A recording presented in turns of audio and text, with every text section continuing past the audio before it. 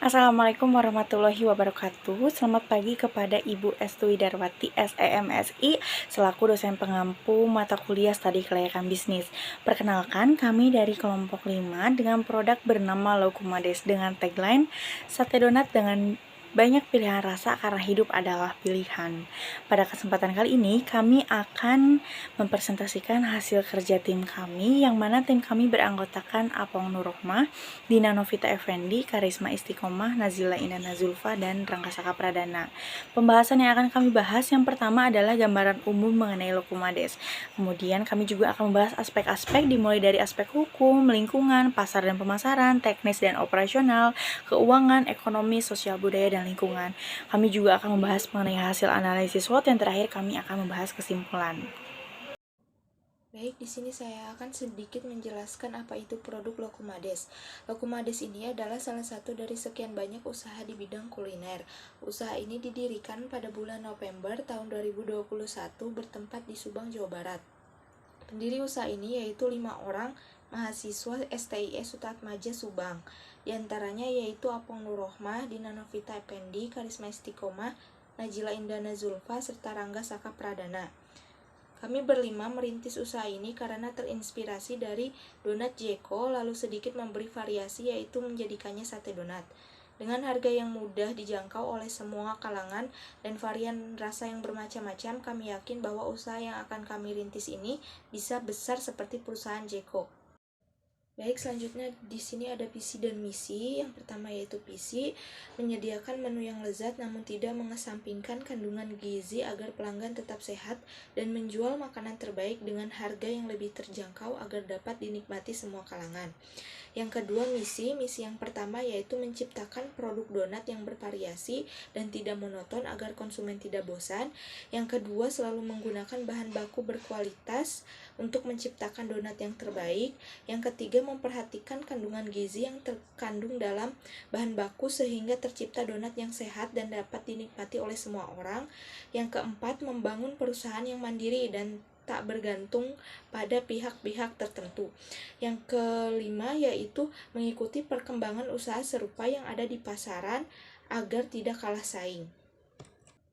Baik, di sini ada aspek hukum. Badan usaha kami yaitu berbentuk SIPI dan di sini ada izin usahanya. Yang pertama ada izin dari RT dan RW, yang kedua ada NPWP, yang ketiga ada SIUP, dan yang keempat ada PIRT dan TDP.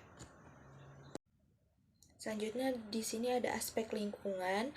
Yang pertama ada lingkungan operasional, terdiri dari pesaing, yaitu pesaing utama usaha kami Dunkin Donat, pesaing menengah atas Donat Madu, pesaing menengah ke bawah yaitu penjual roti keliling.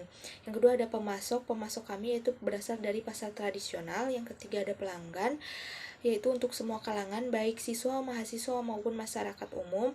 Kemudian ada karyawan dan owner terdiri dari 5 orang. Yang kelima ada pelaku bisnis, usaha yang dijalankan secara bersama-sama. Yang keenam ada masyarakat, usaha ini dapat membuka lapangan pekerjaan dan meningkatkan perekonomian di daerah sekitar.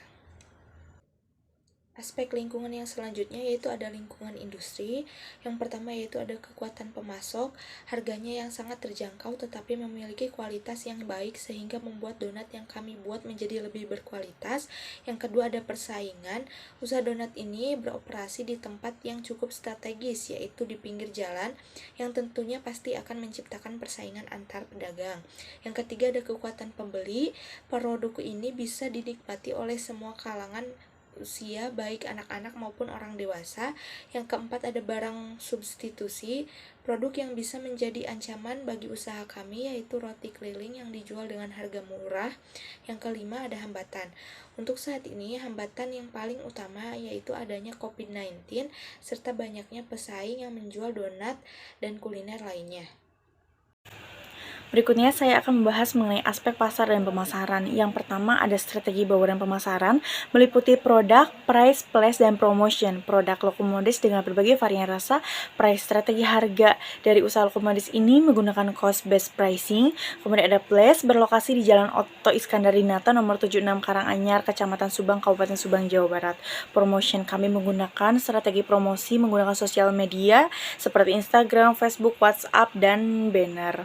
Yang kedua kedua ada strategi pemasaran, meliputi segmenting, targeting, diferensiasi, di mana di dalamnya itu terdapat konsep, kompetens, teknologi, dan fasilitas. Berikutnya ada analisis persaingan. Usaha kami memiliki peluang keunggulan dibandingkan dengan usaha lain karena produk kami memiliki ciri khas tersendiri dan selalu mengikuti perkembangan zaman. Analisis persaingan, potensi usaha Lokumades ini akan berjalan dengan baik karena telah memenuhi ketiga aspek pasar dan pemasaran. Produk ini juga sesuai dengan selera masyarakat dan memiliki peluang yang tinggi karena memiliki ciri khas tersendiri dalam penyajiannya. Kemudian ada aspek teknis dan operasional. Lokasi usaha ini berada di Jalan Oto Iskandar-Dinata nomor 76 Karanganyar, Kecamatan Subang, Kabupaten Subang, Jawa Barat. Jenis usaha kami adalah usaha perdagangan dengan menjual produk makanan bernama Lokumades, yakni sate donat dengan berbagai varian rasa. Kedekatan dengan bahan baku, lokasi usaha dekat dengan pasar tradisional seperti Pasar Panjang dan Pasar Pujasera. Adapun kami juga dekat dengan tos serba seperti Jogja dan Gria. Yang terakhir ada kedekatan dengan konsumen. Lokasi usaha merupakan tempat yang strategis, tentunya banyak dilewati masyarakat. Selanjutnya ada layout. Seperti yang kita lihat, ini adalah bentuk dari tempat usaha kami, yaitu berbentuk booth.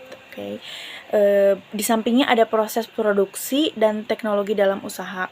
Cara membuat, yang pertama, rebus kentang hingga matang. Setelah matang, haluskan menggunakan chopper atau diulek secara tradisional. Kemudian siapkan baskom yang berisi terigu, lalu masukkan semua bahan secara perlahan sambil diaduk menggunakan mixer.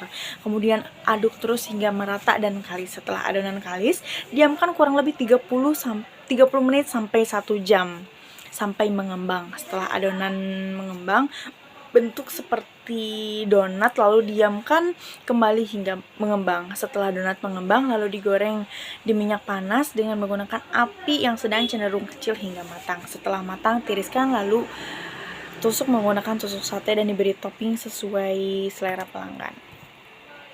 Berikutnya ada aspek manajemen dan SDM, penjadwalan usaha. Kegiatan ini dimulai pada hari Senin hingga Sabtu dari jam 10 pagi hingga pukul 21 malam. Berikutnya lagi ada struktur organisasi perusahaan.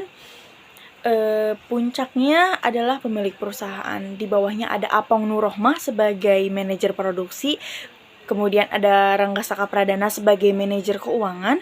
Kemudian ada Karisma Istiqomah sebagai manajer HRD. Kemudian ada Dina Novita Effendi sebagai manajer pemasaran. Yang terakhir ada saya sendiri, Nazila Idana Zulfah, sebagai manajer operasional. Saya akan menjelaskan slide berikutnya pada bagian C, yaitu kebutuhan pekerja. Pada bisnis ini, Lokumades, kita membutuhkan pekerja. Di antaranya yaitu ada sales, juru masak, kasir, waiters, dan staf gudang. Adapun kriteria yang kami butuhkan untuk pegawai baru yaitu 1. Minimal usia 18 tahun, yang kedua pendidikan SMA SMK sederajat, yang ketiga ada pria atau wanita, yang keempat ada jujur, sehat, dan bertanggung jawab, yang kelima ada mampu bekerja di bawah tekanan, dan yang keenam mampu berkomunikasi dengan baik. Lalu yang ketujuh adalah mampu bekerja sama dalam tim. Pada bagian kanan itu adalah struktur atau gambaran nama dan posisi para pekerja. Jadi juru masak masuk ke dalam manajer produksi, lalu untuk kasir masuk ke dalam manajer keuangan, lalu untuk sales masuk ke dalam manajer pemasaran, lalu untuk waiters masuk ke dalam manajer operasional. Saya akan melanjutkan ke slide berikutnya, di mana slide ini menjelaskan tentang aspek keuangan. Pada bagian A adalah analisa kebutuhan keuangan.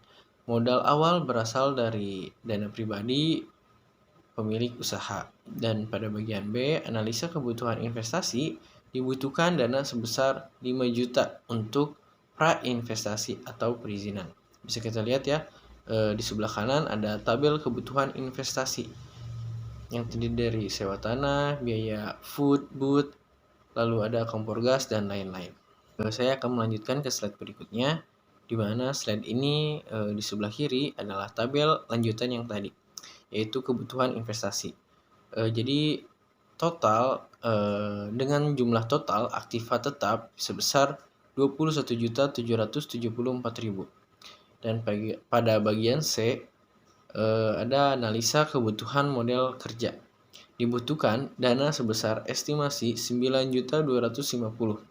Dan di bagian D ada analisa biaya operasional, di mana di bawah bagian D ini ada tabel, yaitu tabel biaya operasional yang terdiri dari barang-barang seperti tepung terigu, kentang, gula halus, dan lain-lain.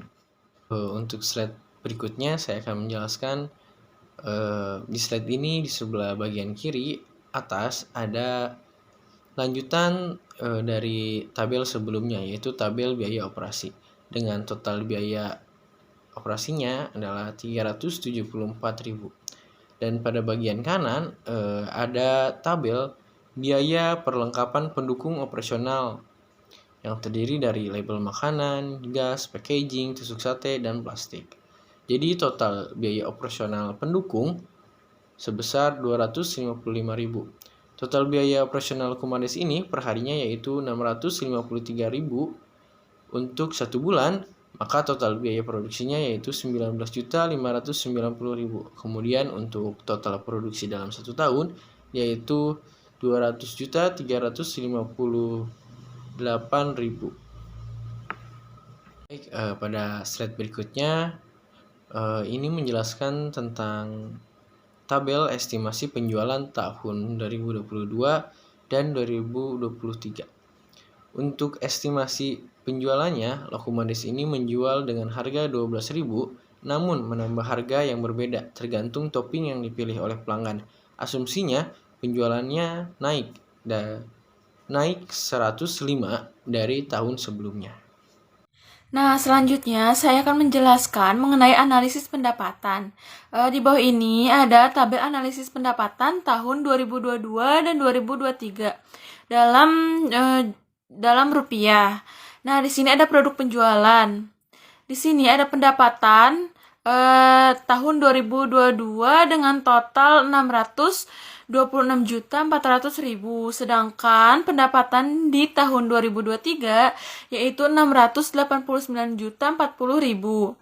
Setelah kami hitung dan perkirakan, pendapatan selama tahun 2022 yaitu 626.400.000, sedangkan pada tahun 2023 mengalami kenaikan menjadi 689.040.000. Nah, di slide selanjutnya ada analisis struktur permodalan. Di sini ada perolehan modal dan jumlah. Perolehan modal Rangga Saka Pradana yaitu jumlahnya 4.500.000, Apang Nurrohman 4.500.000, Dina Novita 4.500.000, Karisma Istiqomah 4.500.000, Nazila Indana Zulfa 4.500.000. Modal yang dikeluarkan untuk usaha ini dari pribadi dengan jumlah modal yang sama yaitu Rp4.500.000 per orang. Nah, selanjutnya yaitu ada analisis arus kas. Di sini ada tabel analisis arus kas dalam rupiah. Arus kas dari kegiatan operasi 2022 sampai 2023. Di sini kas dari penjualan 2022 yaitu 626.400.000, sedangkan 2023 yaitu 689.040.000. Nah, dikurangi beban operasional, beban gaji karyawan, beban gaji manajer, beban listrik, dan lain-lain. Biaya promosi yaitu dengan kas aktiva operasi yaitu 286.320.000 di tahun 2023 yaitu 312.972.000. Arus kas dari kegiatan investasi ada biaya perizinan dan pembelian aktiva di tahun 2022 yaitu Rp5 juta dan pembelian aktiva yaitu Rp21.774.000. Kas aktiva investasi yaitu di tahun 2022 yaitu Rp259.546.000, sedangkan di tahun 2023 yaitu Rp312.972.000. Nah, arus kas dari kegiatan pendanaan yaitu pembagian dividen yaitu di tahun 2022 Rp129.773.000, di tahun 2023 yaitu Rp156.000. 6.486.000. Saldo akhir kas yaitu di tahun 2022 129.773.000, di tahun 2023 yaitu 156.486.000. Nah, selanjutnya saya akan menjelaskan mengenai analisis rasio kelayakan keuangan. Analisis rasio kelayakan keuangan diketahui CT sama dengan 129.773.000, C0 sama dengan 21.774.000, R sama dengan 10%, kurung buka 0,10 kurung tutup. Nah, setelah kami hitung, kami mendapatkan NPV-nya yaitu Rp332.152.364, lebih besar daripada 0. Nilai NPV positif. Nilai kas bersih lebih besar daripada investasi. Artinya bahwa investasi layak dan memberikan keuntungan. Payback period. I bagi kas dikali 1 tahun. Artinya 137.774.000 dibagi 143.129.500 sama dengan hasilnya yaitu 0,9. Nah, slide selanjutnya yaitu kesimpulan analisis aspek keuangan. Usaha kami berjalan dengan baik serta payback period memiliki kelayakan untuk kelanjutan usaha. Selanjutnya yang akan saya bahas yaitu aspek ekonomi, sosial, budaya, dan lingkungan. Yang pertama, kita akan membahas dampak ekonomi dari usaha ini. Kesatu ada dampak untuk masyarakat yaitu terciptanya lapangan pekerjaan. Kedua, dapat meningkatkan pendapatan masyarakat sekitar. Ketiga, kinerja UKM untuk skala Subang sendiri dapat menciptakan atau memenuhi kebutuhan masyarakat Subang. Selanjutnya untuk PAD atau kas negara, kita dapat membantu meningkatkan kas negara. Nah, yang selanjutnya ada dampak sosial dan budaya. Yang kesatu ada kepuasan konsumen. Nah, di sini konsumen pasti merasa puas karena usaha Lokumades ini belum ada di Kabupaten Subang. Selanjutnya pemenuhan kebutuhan. Lokumades ini dapat memenuhi kebutuhan tersier masyarakat setelah kebutuhan sekunder mereka terpenuhi. Lalu ada pemerataan tenaga kerja. Dengan berdirinya usaha Lokumades setidaknya dapat menyerap 4-5 orang pekerja di daerah sekitar. Untuk tingkat pendapatan sendiri, tidak semua penduduk mengalami peningkatan pendapatan karena Lokumades masih tergolong usaha kecil dan belum bisa menyerap banyak tenaga kerja dari masyarakat sekitar. Lalu untuk pelestarian budaya, karena usaha Lokumades ini mengusung temanya mengikuti zaman dan mengikuti keinginan anak-anak milenial, jadi kami tidak menyerap budaya Indonesia sendiri. Untuk kerjasama bisnisnya, kami bekerjasama dengan driver seperti Grab, GoFood, ShopeeFood, Andong, dan lain sebagainya. Dampak selanjutnya yaitu dampak lingkungan dari usaha ini, yaitu dengan adanya pengelolaan limbah yang baik seperti tidak membuang sisa minyak bekas penggorengan. Nah, usaha ini mengumpulkan minyak tersebut lalu menjualnya kepada penjual minyak bekas. Selanjutnya ada kesimpulan. Jadi kesimpulannya berdasarkan poin ABC, potensi usaha ini berjalan dengan baik. Dengan dikaitkan pada aspek ekonomi, budaya, dan lingkungan, memiliki kelayakan untuk kelanjutan usaha. Adapun kontribusi usaha Lokumades ini terhadap kesejahteraan masyarakat sekitar adalah dengan menyerapnya tenaga kerja dari lingkungan sekitar. Saya akan membahas mengenai analisis SWOT. Yang pertama ada strength atau kekuatan. Nah, dari usaha ini memiliki kekuatan yang pertama harga yang murah, yang kedua pelayanan yang cepat sehingga pelanggan tidak harus mengantri atau menunggu dengan lama. Selanjutnya memiliki fasilitas parkir untuk kendaraan yang luas dan memiliki kesiapan modal yang memadai. Lalu memiliki kemudahan dalam memenuhi bahan baku dan harga bahan baku yang diperlukan juga tidak terlalu mahal sehingga kita dapat menjualnya dengan harga yang murah. Lalu ada weakness atau kelemahan. Yang pertama, kita tidak bisa menyerap tenaga kerja yang banyak karena usaha yang kita rintis masih tergolong usaha kecil. Selanjutnya, karena merupakan usaha yang kecil, kita tidak memiliki lahan atau tempat yang luas sehingga pengunjung atau pelanggan tidak dapat menikmati hidangan ini untuk dimakan di tempat. Lalu yang terakhir,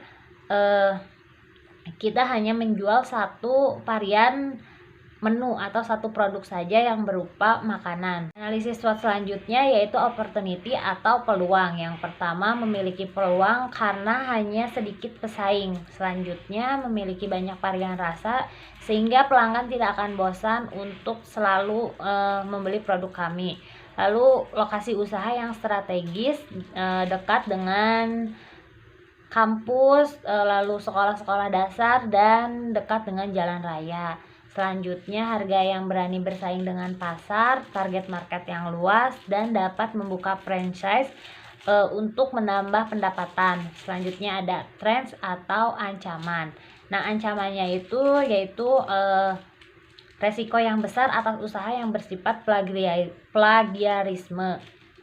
Harga bahan baku yang fluktuatif meskipun mudah didapatkan. Yang terakhir, konsumen yang cenderung mudah jenuh atas produk yang ditawarkan apabila usaha Lokumades tidak melakukan inovasi. Yang terakhir ada kesimpulan, yaitu usaha Lokumades ini adalah usaha yang layak karena berdasarkan berbagai aspek di atas, usaha ini memenuhi semua aspek positif untuk berdiri. Selanjutnya, usaha ini juga dapat terus bereksistensi apabila dapat terus mengikuti dan memenuhi kebutuhan pasar yang terus berkembang dengan selalu melakukan terobosan baru yang inovatif, kreatif, dan terhadap produk yang dihasilkan. Terima kasih, sekian yang dapat kami sampaikan. Wassalamualaikum warahmatullahi wabarakatuh.